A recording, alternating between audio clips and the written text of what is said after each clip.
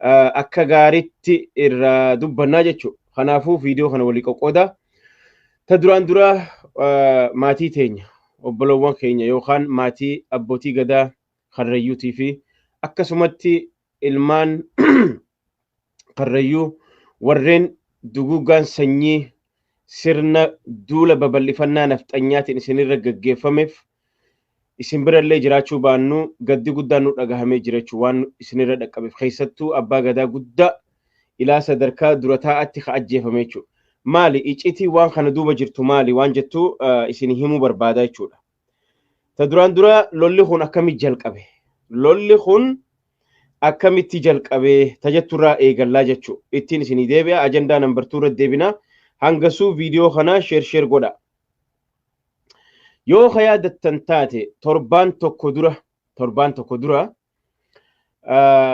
ummanni biltsiginnaa waraanni karrayyuu ummanni keenya karrayyuu kun waraana ittisa biyyaa deeggaree jira jedhanii suuraa durfaa viidiyoo durfaa waan isaan iventii biraarra gaggeessan agarsiisuudhaan olola facaasaa turan jechuudha.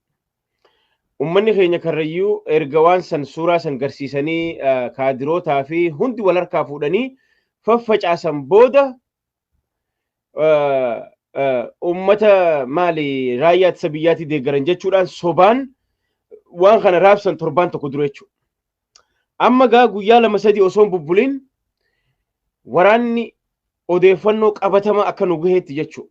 Waraanni mootummaa yookaan poolisiin adaamarraa wal guurrattee ijoollee isin keessatti dhokottee jira, ijoollee isin keessatti wannaa taatee jira jechuudhaan dhaqanii maatii isaanii oggaa ijoollee dhaban maatii isaanii harkisanii karaa poolisaa oggaa oofan afaan bahanii warrummaan karrayyuu hundi isaanii warra tiifatee bulaadha warra tiifatu isaan yeroo hunda qawween deemanii maaliif afaariin waldaan geessan amaaraan waldaan geessan sabaaf sablammoota adda addaatiin waan waldaan geessaniif ofiin eegan qawwee qabaachuun isaanii kuni waan namni hundi beeku jechuudha. Maaliif beeladaatiin eeggatan. Amma gaa jarri kun erga akkasitti deeman booda nu gadhiisaa jennaan didanii maatii isaanii tumanii oofan walitti ka'anii jechuudha.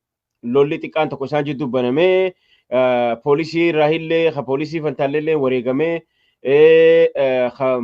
poolisii oromiyaa raahillee wareegamee wanni kun yaa'iin tun taate jechuudha. Wanni kun hundi diraamaa akkana babbaramee deemaa jiru dhaggeeffadhaa sirriitti gurraa qaamaa qalbiidhaan. Erga san booda erga ol dacha'an booda abbootiin gadaa inni amma na duuba jiru kun faan jechuudha. Abbaan gadaa eegaa na of kalchaa dhiifama takka. Abbaan gadaa Kadiiroo Hawaas kun faan hedduudha isaan abbootiin gadaa Gujii abbootiin gadaa Karrayyuu hundi walitti dhufte 14 kan gahan jechuudha. Caayaa jalatti bakka gadaa itti tumatan bakka gadaa itti gaggeeffatan irratti walitti qabaman hundi isaanii abbootiin jajjabaan walitti dhufan jechuudha. Maal gochuuf waan amma hokkara uumame kana akkamiin nagaya buufnaa jechuudha. Isinii galee hoggaa kana gireeda wanni qabu meeshaa gurguddaa waraanaa fudhatanii dhufanii ummata kana gatan jechuu jira keenya. Waay maaliif abbootii gadaa Karrayyuu aanaa hunda ganda hunda keessaa walitti dhuftee waa'ee nagaya kanaa buusuudhaaf walitti qabamte gatuun maaliif barbaachise? What is the secret behind jira keenya? Waa lama akka gaariitti qaama qalbiin na caqasa. Amma erga jira kana gatan waan isaan jaan shanee godhee jaanii kijiba diraamaa eegala irratti osoo isaan raayyaa ittisa biyyaa hin deeggaran fakkeessanii dhufanii shanee godhee jechuudha. Shanee irratti deebifachuu fedhan. Ittiin isin dhufa. Kuni ka godhamuuf qubsimti lafaa obbolawwan keenya Karrayyuu yookaan Karrayyuun irra jiraattu laga Awaashii asiin gaara Fantaallee asiin ilaa sulula walloon wali bahutti deemaa jechuudha bakki isaan tiifatanii fi lafti isaan irra jiraatan jechuudha. Amma maal godhan cinaa fidanii Amaara irra qubsiisan cinaa fidanii Affaar irra qubate so isaan kana mata ajjeesuu barbaadanii jechuudha. Maaliif kuni karoora nafxanyaati obboleeyyan keenya. Sirni nafxanyaa erga sirni Oromoo jaarraa 16 cabee booda erga hagana jabaatee tokkummaa jedhee waliin dhaabbate akkamitti cabsinaa sirna kana. San keessaa Haacaaluu ija Oromoo ajjeesuu. da abbaa qabeenyaa Oromoon qabdu kasilaa xiqqoo arjaa biyyaa ari'uu. Namoota amma fakkeenyaaf ijoo ta'an Oromoo keessaa bakka qulfi ta'an kaan hidhuu.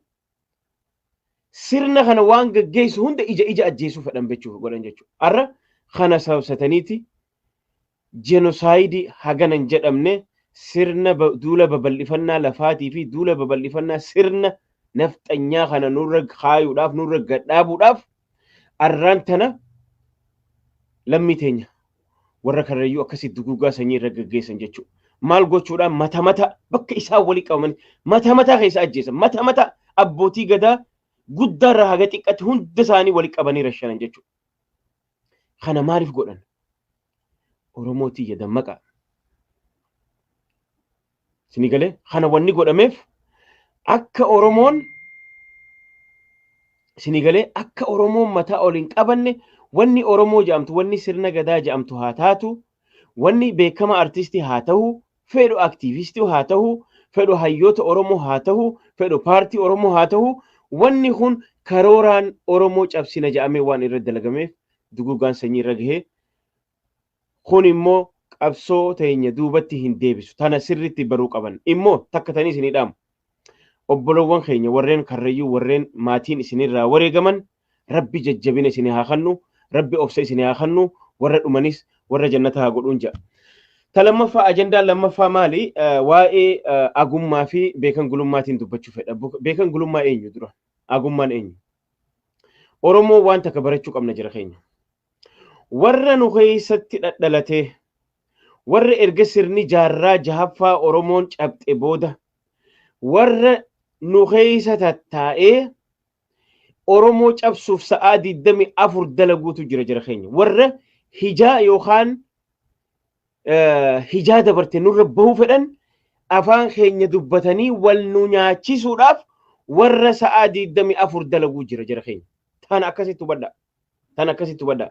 Tabira waan amma jarri kun je'e keessaa fakkeenyaaf osoon viidiyoo isaanii taphachiisuu bira hin deemne ta duraan dura namni guddaan yakka kana dalage tokkoffaan beekan gulummaa gurbaa jedhamu kana jechuudha.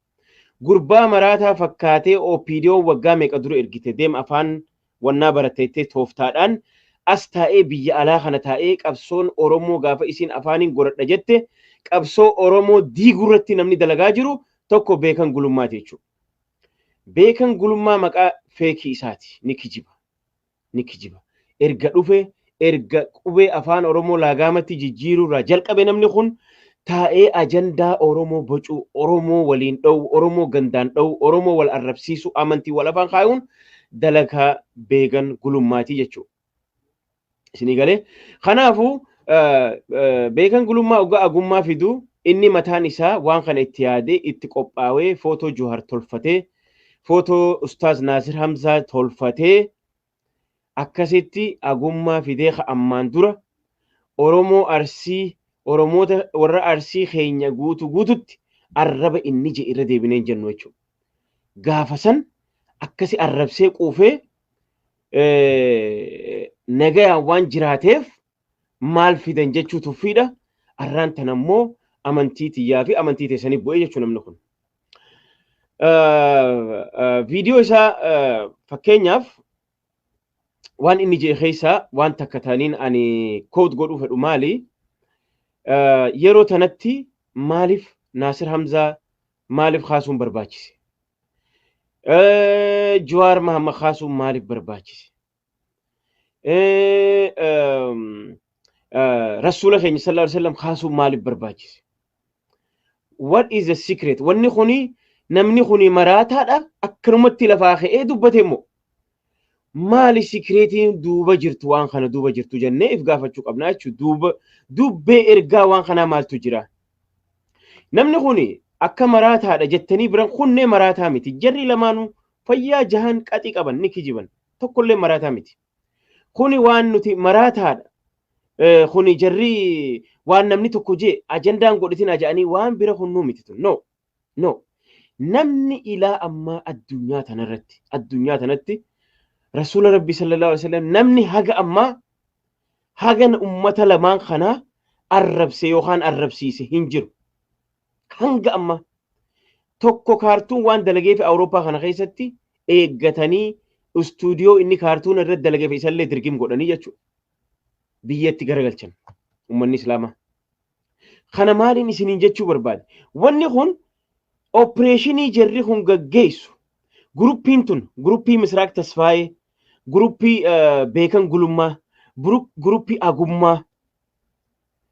Yoo jarri kun kadhugumaan bilisummaa Oromoo barbaadu taate akka isaan jaanitti yoo kanuti nafxanyaa caala yoo nuti nafxanyaa caala hagufuu qabsoo Oromoo taanu taate arraan tana namni qabsoo tanaaf gumaacha godhaa jiru eenyu? Obboleettii Naasir Hamzaatii mi kadheen gadda filatamtee arraan tana waboodhaaf waraana bilisummaa Oromootiif maallaqa guuraa jirtu. Soo jarri kun yoo bilisummaa fedhu taate maal godhuuf dubbii tana kaasan? Hin barbaadan jechuudha.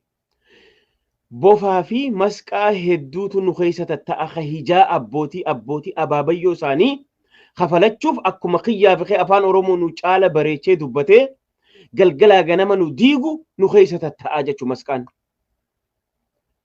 Maqaa Oromoo gabaafate way kun Oromoodha jettaati hin beektu. Inni immoo hojiin isaa mishinni isaa Oromoo cabsuu irratti jechuudha. Dalagaan isaa sa'aa 24. Kuni waan amma godhame kana waan rasuulli keenya sallallahu alaihi wasallam nageenyi rabbii irratti haa jiraatu waan inni hin qabne akkamiin lafaa fuudhee faabrikeet godhee dubbachuu danda'a namni kun. Nama meeqa addunyaa tanarratti sadarkaa isaa kanatti jechoota inni fayyadame san fayyadamee arrabse tuffate ni jira hin jiru. Kilibbii daqiiqa 4 keessatti namichi kun amantii Islaamaa 1.7 billion ummanni hordofu amantii kabajama amantii encyclopedian the most influential person in human history jaame in human history. I'm not talking about this century kana dubbachaa jiru. In human history seenaa ilma namaa keessatti namni influential ta'e deemiti Google godhi Nabi Muhammad sallallahu alaihi wasallam maqaa isaatu fuula dura jira. Agumma dhaggeeffadhu. Namni in human history namni influential ta'e namni yoo jiraate Nabi Muhammad sadarkaa tokkoffaa irratti jiru. Deem Google godhi si bana. In human history I'm not talking jaarraa tokko haasawaan jiru. Jireenya ilma namaa keessatti nama nagaya buusuun beekamu lolaan beekamu waa hundaan ergamummaa nabiyyummaan beekamu jechuudha. Nama namni qushaashni akka keessanii maqaa maraataa fakkaattanii asirra teessanii maqaa isaa dhooytanii miti. Ana arrabsuu mirga qabda, Jawaar arrabsuu mirga qabda. Dhageessaa Ustaaz Naasir tuquu mirga qabda. Garuu nama 1.7 billion itti amananii jala deeman akkasitti arrabsuun kee maraataa waan taateef osoo hin ta'in masqaa yookaan buutii yookaan bofa nu keessa maramee taa'u. Jibbaa amantii kanaa qabdan diddiidanii garsiisanii jechuudha. Tanaaf qabsoon teenya hin qulqullooyne jennaa badheen gadda as baane. Qabsoon tun qulqullooytu miti. Qabsoon tun qulqulluu miti. Wanni jennuuf kanaaf jechuudha.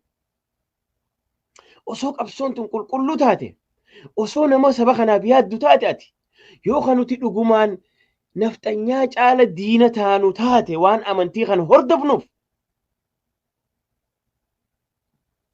mee ati yoo kan nuti dhugumaan nafxanyaa caala wanni kanaaf rakkoo taanu taate mee warruma qabsoo Oromoo tanaaf wareegaman haasaa lakkoynu seenaa Oromoo keessatti mee waan dhaluu tanaa erguma waboonuu waggaa 3 kana mee namuma salfii galee kumaatamaan diinaggeen bira dhaabbatu ka ammallee itti galaa jiran mee eenyu Oromoo amantii muslimaa qabdu miti.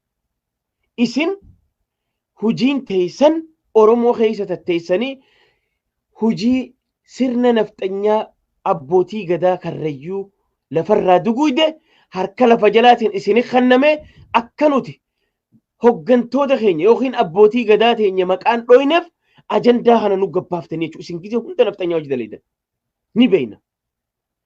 Mee yoo dhugaa dubbanne Naasir Hamzaa malee jira haqeesii wajji wal gurshee nyaate jira? Jira hin jiru. Maaliif isa kaafattan amma? because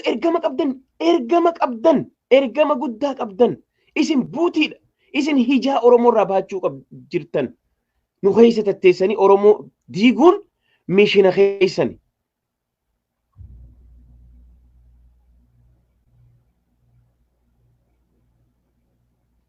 Garuu ta amantiitti immoo ogaa dhuftan aboo namni bar dubartii teessi jalatti arrabse namni amantii teessirraa tuqe this over man maaltu abaan bira haganarra tuffiin si caale maaltu jira tuffiin kana dabre hin jiru jechuu bara.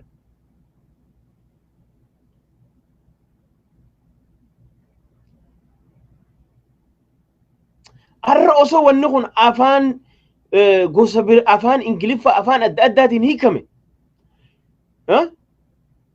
addunyaan tun akka girgireetu beeytanii dura baga haqqistan baga dhugaa nu garsiiftan baga bakka dhaabbattan nu garsiiftan maal akka isin duuba jiru eenyu akka isin keessaan nutti haqqisaa jiru takka takkatti beeynaa jechuudha. An dhiifama yoo jettan hin fudhadhu. I'm not gonna take that. No. Erga haqqisanii waan ja'anii as bahanii dhiifama is not gonna work. No. Immoo namoota biraa taazzabna as tatteenye. Namoota Oromummaa wajjin himannu kanuti gaafa namni nu keessaa gaaf tokko afaan keenya wal adda akkitti loqonni keenya wal adda yaa maarree waan je'eef waggaa meeqa asirratti nama kana garafaa turre tumaa turre jechuudha. Ati tokkummaa Oromoo balleessite jenne.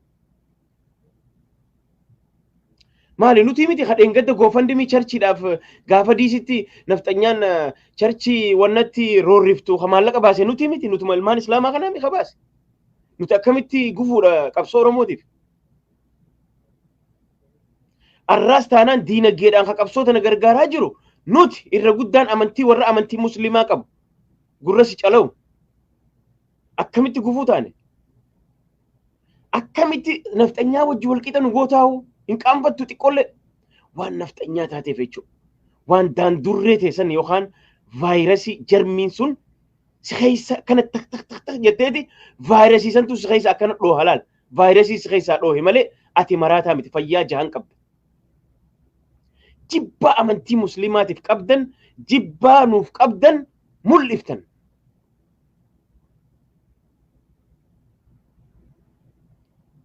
Si qofaa miti ka itti yaadee ka amma dura gaafa Oromoon jabaattee tokko taane jette ajandaa laagaamaa jedhu ka qubee afaan Oromoo nutti gabbaase qubee afaan Oromoo haarawaa je'ee gurbaa kana ka asirra taa'ee Jawaar Muhammad dalagaatiyye je'ee taajjabbii fuula 550 irra katame namni kun mataa goofaree godhatee akka cabaree maraataa fakkaate no mishina gaggeessaa jira hin gawwoomin Oromooti. No mishina gaggeessaa jira addaan nu facaasu irratti akka nuti tokkoon taane irratti nurra dalagaa jiranii jechuudha. Isaan kana qofa akkanatti yaadamoo hundaata jettu amma gaafii nu dhufaa jirti amma yeroo tanatti. Dhiiroo agummaa qofa moo ka ilaalcha kana qabu beekan gulummaa qofa moo hunda isaaniitii waan jettuun nu keessa dhufaa jira amma. Yoo as bahanii balaaleeffatan akka nuti gizee namni waan sadarkaa isaanii rubuun geenyetti irra duula bannee ati tokkummaa keenya facaafte jennee ijoollee asirraan wajjin dubbattuuf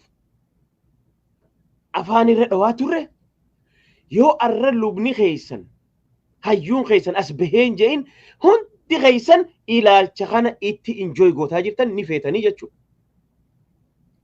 Maaliif akka isin as baatanii deebisaa kannitaniif feena. Why we have to talk?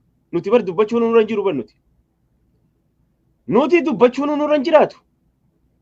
Yoo waa godhuu qabaanne godhuudha malee wanni dubbannuuf hin jiru bannuti. Isin hagam takkaan react godhe waan kana irratti.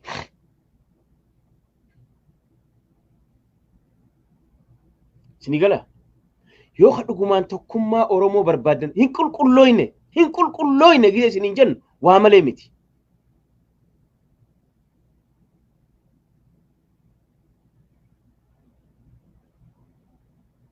Waan tokkummaa jennee sirba tokkummaa jedhuun tokkummaa jennee xaariin nuti hin godhin ni jira tokko taana jennee Akka masqaa fi buutii akkanaa kana nu keessa tatta'a. Ha abbootiin isaanii mishinii itti gahannantu nu keessa tatta'a. Waggaa 50 qabsoo Oromoo gaggeessine jedhaniiti arraan tana biltsiginna gurguratanii tatta'anii agummaa fi beekan gulummaa keessaa nu gaaqisaan jirani.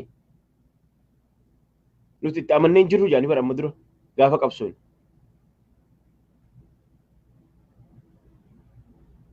Sinii galee?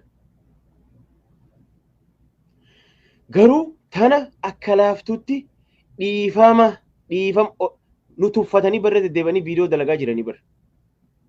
Baga nu tuffatan dhugaa qabdan. Dhugaa qabdan.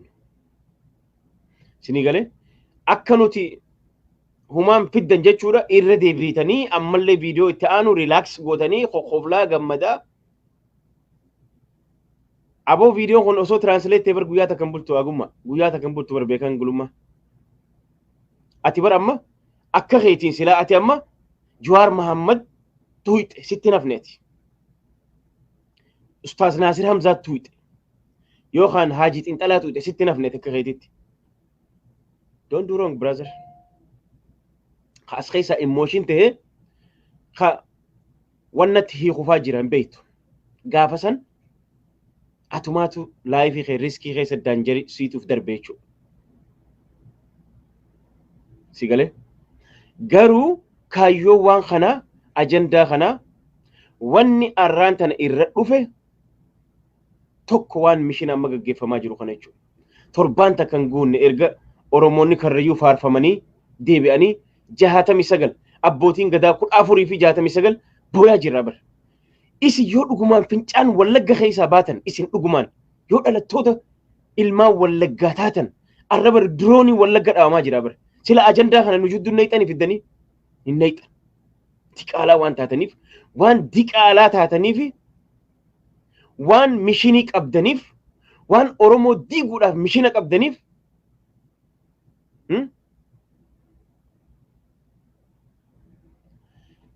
kana Oromoo keessa facaaftan mee arraan tana yoo ka dhuguma qabsoo bilisummaa Oromootiif ka yaaddan taate yoo ka bilisummaan Oromoo isin yaaddeesstu taate sila arra dhumaatii karrayyuu tanarraaf ajandaan baaftan. Dhumaatii kalee walloorra gaggeeffameef ajandaan baaftan. Dhumaatii wallagga irratti maatii wallagga irratti gaggeeffameef sila arra ajandaa amantii Islaamaa tuxuuxanii ajandaa namni waan obbolowwan keenya wallagga irra dhumaa jiran yookaan Booranatti dhuman yookaan karrayyuu irra dhuman akka nuti hin dubbanne ajandaa kana nuun uumtan sila. Maaliif isin lamaan kun mishinii qabdan. Cheenii jira isin duuba.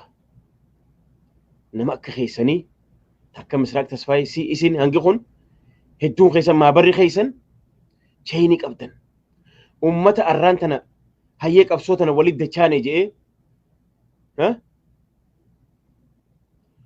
hayyee walitti dachaane jedhee tajirtu itti dhiisee diinagdeedhaan isin jala isin gargaaraa waan godhaa gisee deemu kana uummata karaa qabsoo bilisummaa Oromoo fuula deeffate kana dachaasuuf deemtan. Isin bu'aan isin irraa argachuu deemtan tokkoffaa akka namni waraana bilisummaa Oromoo kana xireeffatu waraana warra laggaa jedheessu gochuuf kaayyoon keessan taakka. Lammaffaa waan amma duula babal'ifannaa nafxanyaan godhaa jirtu isin afaan Oromoo dubbattan malee isin Oromoo miti 100%. Am 100% namni fincaan Oromoo ta'e dhiiga Oromoo qabu yeroo tanatti osoo dhalataa wallaggaa akkasi boombiidhaan dirooniin dhaamu osoo dhalataan karrayyuu abbootii gadaa rashanuu yeroo tanatti waan jaarraa 16ffaa sana yaadachiifte dhugaan isin himaan. Waan jaarraa 16ffaa nurra gaggeeffame cabiinsa Oromoo jaarraa 16ffaa santu na dura dhufe du'a Haacaaluu wal bira qabee abbootii gadaa kana wal dura qabee du'a hayyoota keenya jajjabaa Abduu Jabbaar Hussein if dura qabee yeroon akkana if dura ilaalu maaltu na duraan mul'ataa jira. Cabiinsa jaarraa 16ffaa santu na duraan mul'ataa jira. Mishinii piroojeektii santu na duraan mul'ataa jira. Isin warra piroojeektii qaama san gaggeessu keessaa tokko beekan gulummaatii fi agummaa kana jechuudha. Diqaaltoota nu keessa tatteessu tana jechuudha. Warra mishinii kana galmaan gahuuf nu keessa tattaa'u akka jaarraa 16ffaa qoradhaa abbu torbatti abbootii isaanii qoradhaa ni kijibdi.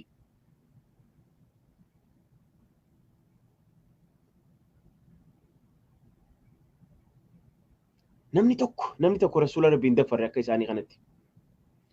Maaliif jibba amantii islaamaatii qaban hagam takka vaayirasni jibbansi isaan keessa jiru ka isaaniin baafatiin meeqaa jira isaan keessa.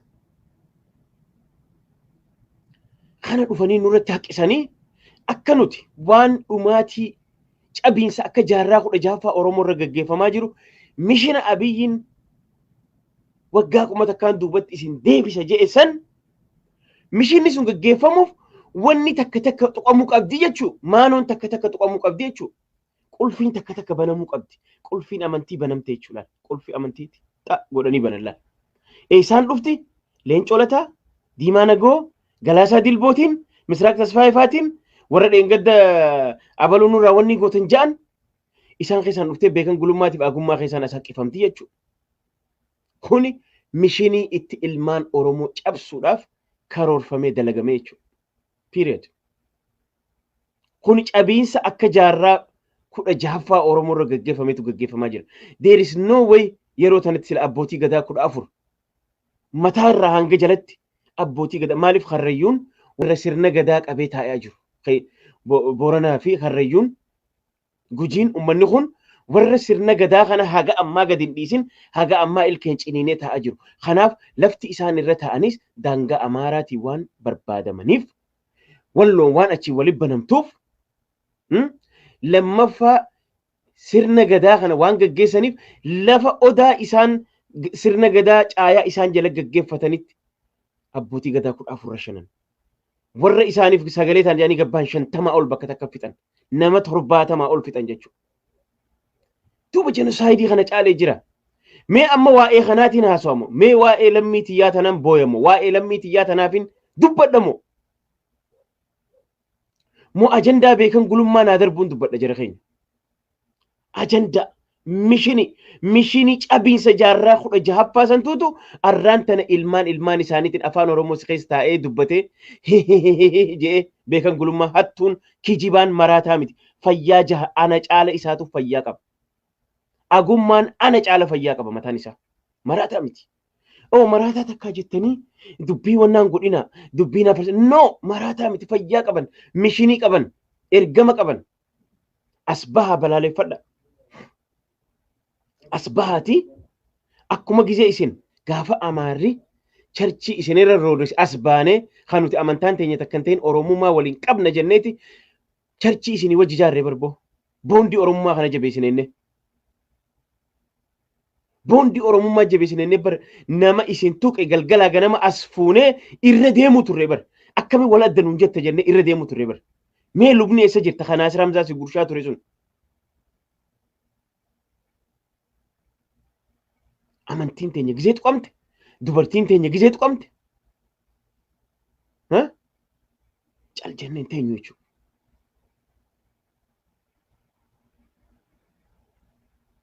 Edaa yoo bilisummaa arganneehu bofaa fi masqaa wajji socho'aa jira. Bofa masqaa buutii warra maramee nu keessa tattaa'u warra cal je'ee amma riphisee citaa keessa taa'u kan mul'anne masqaa meeqaan nu keessa tattaa'a jira keenya.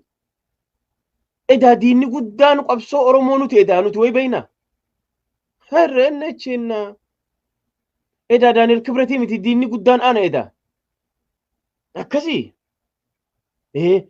Laal dhiiga Daani'el Kibrat ta'uu kee natti himte. Fira Daani'el Kibrat ta'uu keeti dirree baatee natti himte.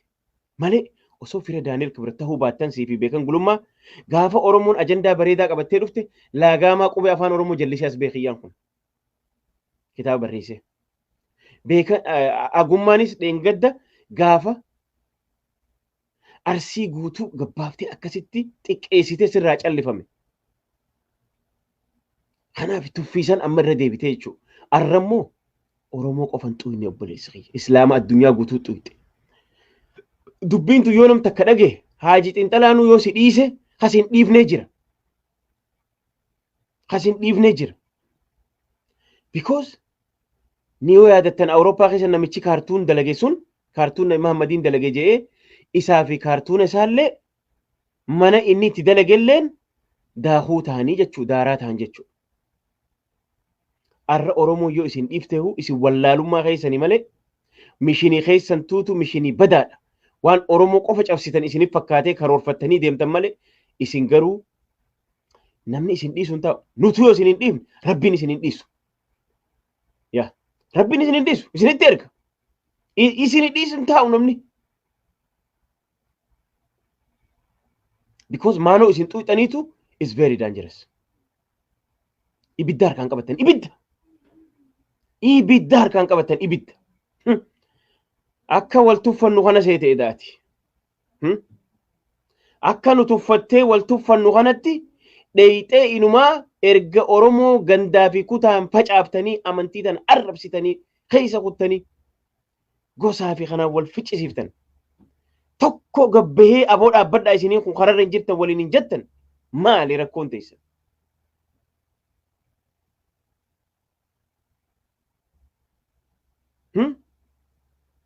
Hay yoo Amaarinis Jawaar Mohaammed himate atis yoo Jawaar Mohaammed himatte maal jette boo waboon yoo gabbaate gana Jawaar Mohaammedu maarree gooteette waboon sun funyaan immaan hin baane amma yoo barbaadde amma funyaan kanaan nu bahuu dandeessi waboon.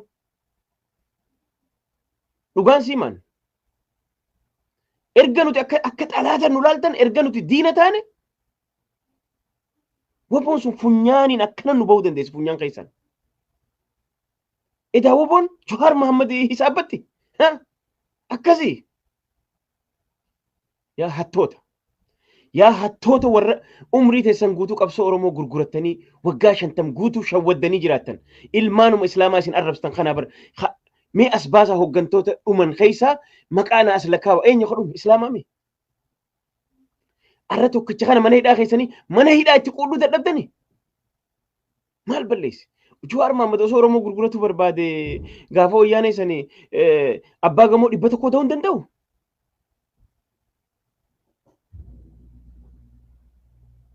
Amma agarri rakkoon teessan bakka jirtu.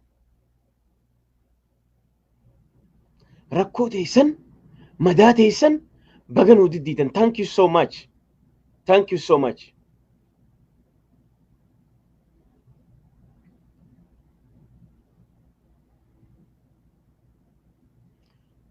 Boo abbootii gadaa 14 bar boolla takkatti awwaallee bar garaan dhiiganu booyu jira baleen kiyya. Arra Oromoota karrayyuu bar jenosaayidii irra gaggeeffamee boolla takkatti awwaallee bar booyaa jirraa bar. Sila arra waa'ee amantii wal jidduu ajandaa amantii wal jidduu darbina. Gabba haati balaaleeffadha yookaan isinuu hundi keessanii ilaalcha jara kanaa qabdan fedhii jara kanaa qabdan hundi keessan. Warri charchii hoggantan maqaa Oromootiin yaatan hundi keessan lubni keessan warri charchii gaggeessaa jirtan charchii ortodoksii charchii pheenxee warri gaggeessan hundi gabba haati ummata kana balaaleeffadha. Yookaan ilaalcha keessan enjoy godhaa jirtan wajjin ni deeggartan ilaalcha isaanii fedhii jara kanaa qabdan jechuudha.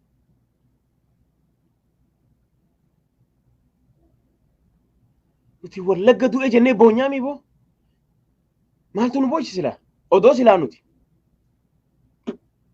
osoo silaa nuti nafxanyaa caala harka 90 qabsoo tanaaf gufuu taane nadhii gammadaa maa wareegama guutama hawaas maa wareegama mul'is abbaa gadaa maaliif wareegama warri isaanii hojii qabsoo gaggeesse arraan tana umrii isaanii guutuu shawwadanii arraan tana shuuroo ta'anii nyaachaan jiranii iltan hotel keessa warri qabsoo wajji gabbahan umrii tanaan namni shawwadee eenyu abbaa Itsaayyee fa'aa biyyee fiiti wareegaman teenya hunoo teessee kadhattuun walitti himna yoo wali himna jettan. Arra Galaasaa Dilboo Leencoo Lataa Diimaa Nagoo manguddoon basabbaste tun arraan tana tatteessee maal godhaa jirti? Maa wareegamin akka mul'isa abbaa gadaafatti maa wareegamin akka hayyoota islaamaa sanitti maa wareegamin yoo onnee qabaatan kijibdu isaan ganamaa hoggaa bahan waan biraatiif bahanii jechuudha. Baga wal agarre masqaa nu keessa tattaa'ee buutii nu keessa tattaa'ee tokkummaa jennee kijibaan baala walirra caccabsaa deemuun kun nun baaftu.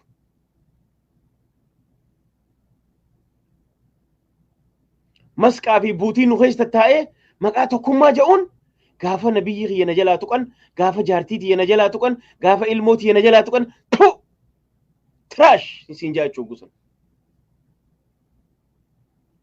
I don't care if you say sorry or not because hundi keessanuu ilaalcha kana qabdan jechuudha.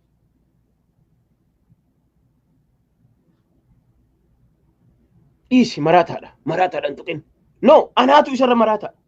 Ana ha dhugaan barbaada jee isa jaran maraatu jiru ana malee beekan gulummaa fayyaa 9 qaba, fayyaa 10 qaba.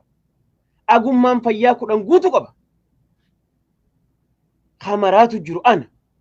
Ha dhugaan barbaada jee mataa shirif godhaa jiru ana malee isaan fayyaa guutu qaban. Ana ha ife eeggatee tokkummaan nurraa caba jee galgalaa ganama ha waan hamtuu dubbate afaan garagalee dubbataa oolu ana malee isaan warra ajandaan hojii darbuu miti maraataan. Maraataan an jee kootu no. As baatee dhugaasan as baatee himuu qabdaa jechuudha. Ayyoon si dhiise kasin dhiifne jira tana beek. Amantii namaa tuuxee Oromoo yoo si dhiifte Somaaleen sin dhiiftu Arabni sin dhiisu. Addunyaa kanarra gosa meeqaa jira sin dhiisan tana jala murii beek. Qoshaasha. Harka keessaniin umriif gabaabsitan. Harka keessaniin umriif gabaabsitan.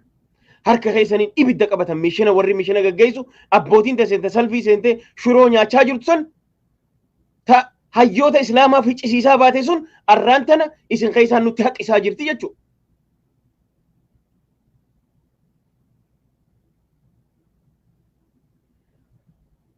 Mee jaarsa kanaaf hin booyamu waa'ee amantiitiin dubbadhu obboleen kiyya. Mee jaarsi kun garaa isin hin nyaatu abbaan gadaa guddaan kun garaa isin hin nyaatu gisee sirna nafxanyaatiin ajjeefamu garaa isin hin nyaatu arra waa'ee amantii haasoyna.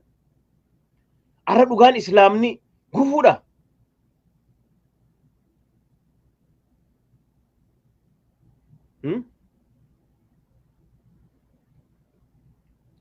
Nuti warra Wallaggaa du'e jennee boo'u jira bara.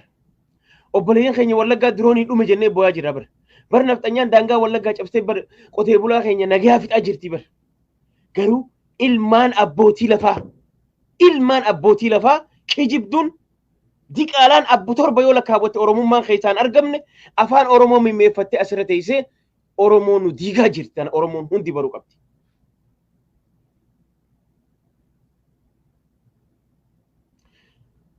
Each of you warri luba gaggeessina jettan yoo dhugumaan tokkummaan keenya haa dura deemu jettan we should not even talk about this issue.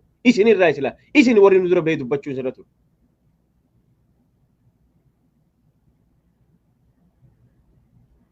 Lubbuun ol baati malee way gabbaati. Diinagdee itti cabsinee lubbuu itti hanninee itti gabbarree meeqa. As taa'ee nafxanyarra siitu diina naan ja'a kun. Sanuu biyya dimokiraasii qabdu keessaan taanaan jee namichi kun. Ayyoon sin dhiisne ka sin dhiifnee jira. Yoon an si dhiiseehu rabbiin sin dhiisu san dalagaa isaati. Dalagaa isatti seenu amantii isaa isaatti iffata.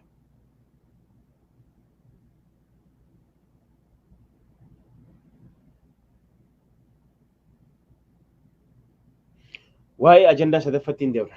Waa'ee hiriira.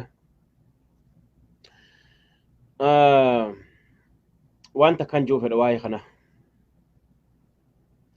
Namoonni mana hidhaa guutan kun eenyu akka diina isaanii ta'e dhibba beekna. Hundi diina adawiidha hunda. Yaa qocaa si nyaachuuf warra sirra walii galanii jennaani rabbii wajjin jiraa hiijee jaan.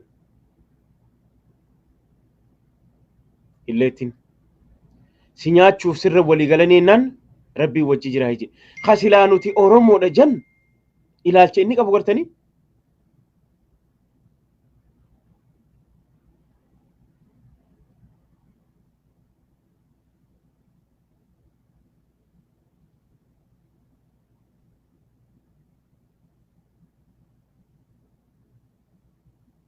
Higa kanaafuu hiriirri ammas deemaa jiru kun hiriira xiiqiiti. Hiriira xiiqooynee sabaaf sablammiidhaan biyya sanirraadhaaf sagalee taanu. Taana ammallee jala mureetti isinitti hima jara keenya. Hiriira kana tokkummaadhaan sabaaf sablammii jiran hunda hiriirsinee tokkummaadhaan bahuu qabna. Arraan tana ilmaan atseeyotaa ta afaan Oromoo dubbattu hundi nu keessa tatteessee mishinii galgalaa ganama ajandaa nu gooti jibbaa isaan amantii teenyaaf qabanis haa ta'u hayyoota maneedhaa jiraniifis qaban dheengadda haqqisee isin garsiisee jira. Alaabaa adda bilisummaa Oromoof duuba kaa'ee. Kanaaf hayyoo dhugaa haa dubbannu taate hayyoonni maneedhaa jiran kun yoo kanuma dhugaadhaan afaan isaanii lugaamamee jiru taate yoo afaan isaanii cuqqaalamee jiru taate anaa fi siitu sagalee taaf jechuudha.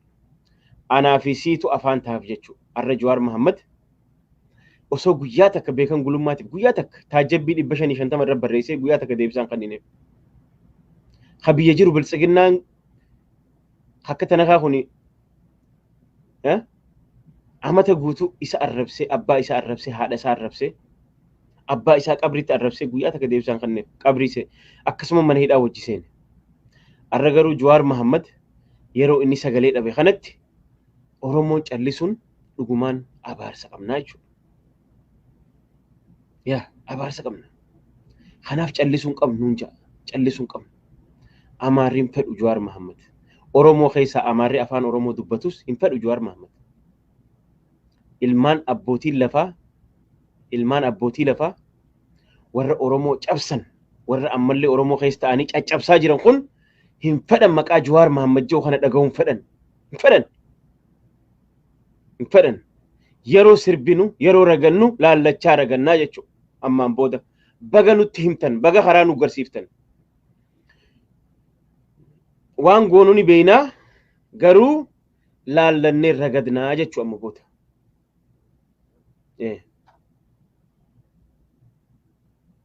Laallannee raganna. Sinii galee? Kanaafuu Oromootiyya warreen biyya alaa jirtan Washington DC December 9 Khamis as deemu hiriira qabna. Nuti wannummaan genocide nurra gaggeeffamaa abbootii gadaa 14 waan oowwituun isin hima waan qabrii bulee gana qaamni isaanii dhiigni goggogini isin himaa jira jara keenya. Dheengadda Wallagga irratti akkasitti fixan. Walloo irratti akkasitti nurraa fixan. Kanaaf isaanuu warri lumuxii wal guurratteeti sirna biltsiginnaa dandamachiisuudhaaf hiriira baati. Tigreen qawween caala dachaa keenya mee qabdu arrallee hiriira baati. Anaafisi immoo maaliif hiriirri hin barbaachisu jenna. Moo nuti gaara keessaa Nikoloraa fi misaa'ila gurguddaa qabna gaara keessaa halulu. No. Kanaaf arrallee waraabessi tuttuqee nu laalee jira. Abbootii gadaa nurraa fixeeti bulguu ilmoo isaaniitiin Cheenii Galaasaa Dilbootii fi Leencoo Lataatiin achiin Misraaq Tasfaayefaadhaan karaa beekan gulummaatiin agummatti gannu dhimmisee jechuudha. Akka nuti warra dhumaatiin irra gaggeeffamaa jiru genocide irra gaggeeffamu kana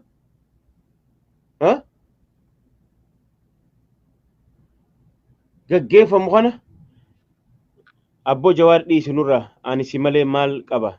Maaliif hin dhiisa Jawaar? Maal balleessa Jawaar? Hattu cubbuudhaan maqaa irra keessanii kijibdoota. Maal balleesse? Mee waan kana balleesse jee?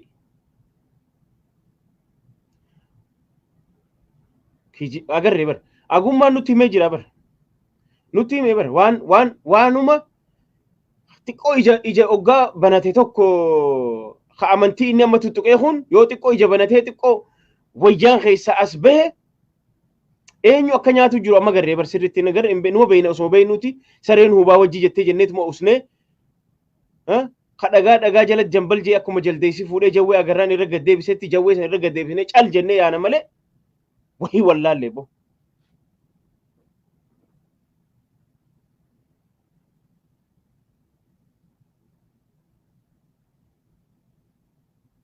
Kanaafuu jara keenya kanaafuu hiriirri as deemu kunis hiriira xiiqiiti. Hiriira xiiqiidhaan hayyoota keenyaaf sagalee taanu. Obbolowwan keenya karrayyuu tiyya ta'umteef taniin sagalee itti ta'uuf jechuudha hiriirri ammas deemu kun. In target itti yaadamee pilaan godhamee karoorfameeti abbootii gadaa karrayyuun qabdu guututti fixan 14 on purpose on mission maaliif akka jaarraa 16 cabsu fedha Daani'el Kibrati fi Abiyyi hin beeytu ati hin beeytu akka jaarraa 16ffatti si cabsu fedha akka ati mataa ol qabattuun fedhu duubatti si deebisaa jira maaliif saba kana cabsu jechuun waan biraati miti beeka arjaa kee si jalaa hidhu si jalaa ajjeesu yookaan biyyaa baasu hayyuu qaroo kee si jalaa ajjeesu ija kee si jalaa hidhu kanuma bar amma kaafee abbootii gadaati diraamaa dalaganii abbootii gadaa akkasiin rashanan jechuudha kanaatu onnee keessa nu gadhimmisaa jira bar akka kanan dubbannee fi ilmaan isaanii kun itti mul'atu warri ilmaan nafxanyaa tanu keessa teessuta maqaa gulummaa baafattee agummaa baafattee rabbiin isin haa balleessu ardii tanarraa maqaa gulummaa jedhuu fi maqaa agummaa jedhuun isaan keessaan nutti as dhimmisanii mishinii fi babal'ifachaa jiran jechuudha.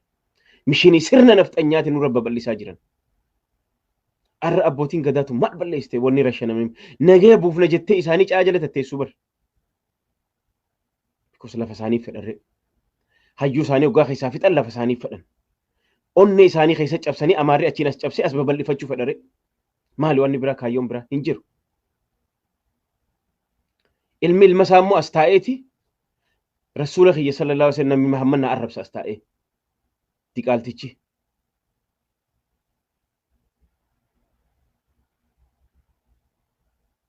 si galee kana gaggeeffamaa jira. Kanaaf jara keenya warri biyya alaa jirtanis haa baanu namuu mana ifitti qe'ee ifitti waan waa haa jajjaarratu haa dhadhaabbatu mana ifitti qe'ee ifitti waan shiftaa wayillee taatu haa jabeeffatu qe'ee ifitti argine amma bakka jirtu waa hundi dhugaan bakka jirtu garree jirra amma yaa baga nutti himtan baga dhugaa jirtu lafa nuu keessan isin garuu gammaddaniiti duraan bilisummaaf dhihaanne jettaniiti bilisummaaf dhihaanne nuu fi TDF maarree taane jettaniiti laagatti quba nu darbitanii nu diisisuu feetan jechuudha. Laagatti quba nu darbaa jirtan. Baga dhugaan akkanatti isin keessaa baate. Haqa miskiintichisanii haqa Oromoo guutuu tanaatu akkana isin diddiisaa jira. Dhugaa baasaa jira jechuudha. Kanaafuu yoo namni tokko as bahee arraan tan as baatanii yoo balaaleffatin yoo jara kana as baatanii nuun balaaleffatin rabbiin ni kafalata. Nama isa tuqe irraa kafalata. Ha amantii kanatti amanu ana qofaa miti. Kumaatama miliyoona biliyoona 1.7 biliyoona jechuudha. Hin dhokottee haftan sahin yeroo teknooloojiiti. Hin haftu hin baatu jalaan baatu. Maraataa fakkeessitee cabaree fakkeessitee akka nama barnoota baratu amata meeqa asirra teessee Oromoo gandaa fi kutaan diigaa baate. Amantiin diigaa baate. Itti yaaddee karoorfattee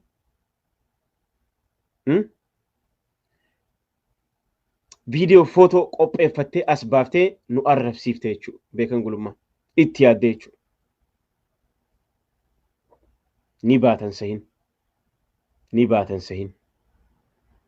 Oromoon si dhiiftu kasin dhiifne jira. Si galee?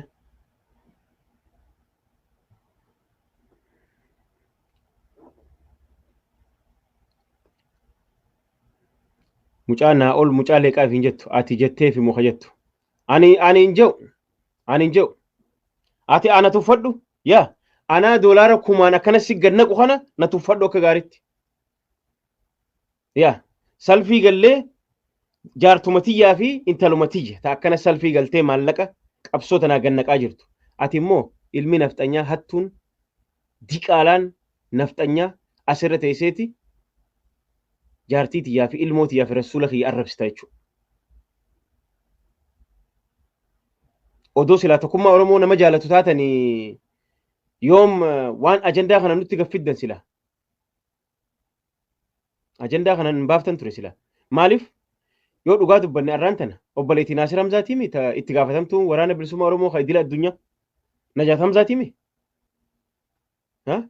Warri salfii galee goofandimis taatu yookaan bakka wanni wali qabametti salfii seenee kumaataman waboo hidhachiisaa gargaaraa jiru si hattu diqaalaa nafxanyaa as keessa teessee waan hin jirre haasofte borcita kijiba silaa dhugaa qabaatte as baatee beekan gulummaatii fi jara kana balaaleeffatta takka sumaatu maqaa kana jijjiiratee godhaniin beekan maqaa dhibba akka qabu ni beena beekan gulummaa mataan isaa naa ol mucaa leeqaa fi injaasirra taa'ee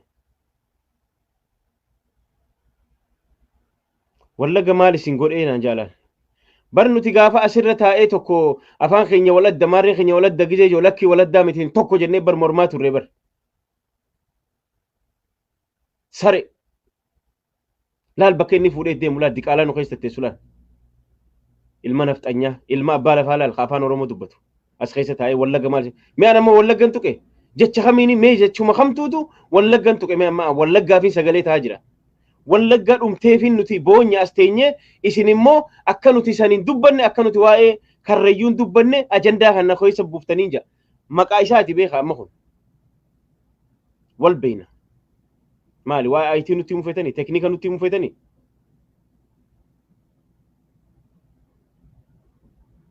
wallagga xiixeenaan jaa asirra taa'e sareen qoshaashaan ilmoo nafxanyaa isaanii wallagga tuqe ammaan qotee bulaa wallagga ammaa isin ilmaan abbootii lafaa horiitanii baatan kaan Ameerikaa baatan kaan Finfinnee jirtan wallagga keessattis kadhumaa jiru ni wallaalee miskiina qotee bulaa bar kadhumaa jiru bar warra kara itti deemuun beeyin isaaniif sagalee taa jira bar nuti qotee bulaa keenya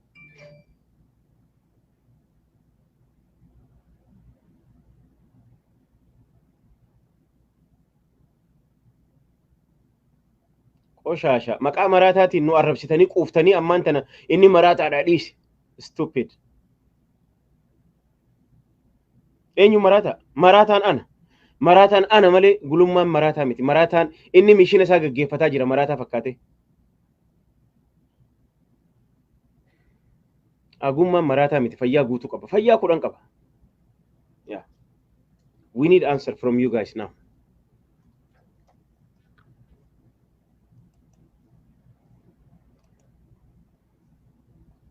sinigale kanaafu warri hiriira baatanis hiriira keenya hiriira xiiqii godhu qabna